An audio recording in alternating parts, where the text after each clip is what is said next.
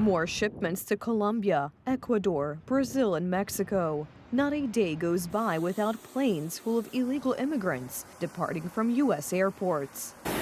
Each person has a different story and has been through hardships. They have one thing in common. They got into the United States illegally and committed a crime on its territory. They also include migrants who just crossed the border. I left on January 6th of this year and crossed the border last Saturday at dawn. I didn't cross because they caught me. This is the first attempt I made this year.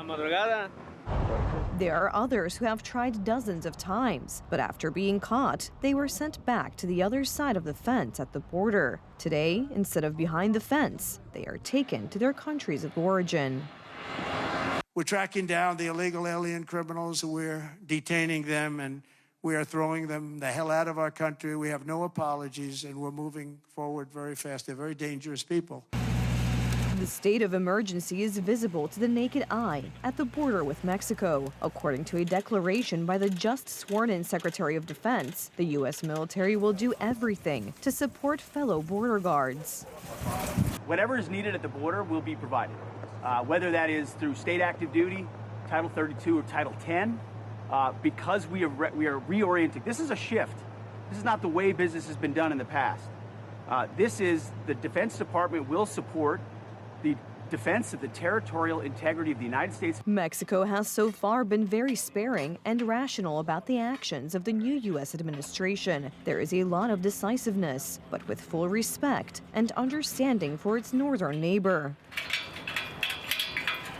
It's been a week since President Trump took office, and we are in constant dialogue, as they are with Central American countries. So it's not that we already have a fully defined coordination, but that we have a dialogue that is fundamental and very important. It seems that Mexicans are well aware of the options available to Washington in the event of opposition to U.S. policies. This was painfully demonstrated by Colombia's president, who, upon hearing that planes carrying deportees from the United States were flying into his country, refused to accept them. In response, Trump threatened to impose massive tariffs and sanctions, forcing Bogotá to back down.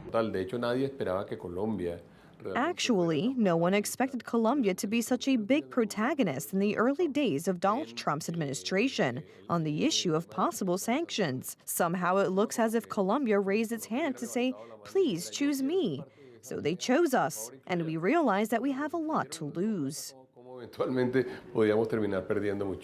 Analysts and experts are watching this showdown with great interest. Donald Trump, without playing the diplomacy game, is unequivocally using the carrot and stick method on unruly partners. And paradoxically, so far, it's working.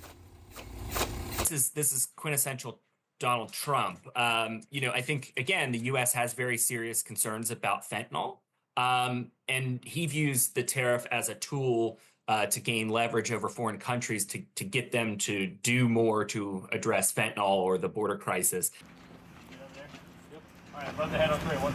The problem is that this method will not work on everyone. Certainly, there will be players who will try similar tactics. Importantly, playing with economics can also affect the U.S. negatively, because in tariff wars, no one wins, only someone loses less.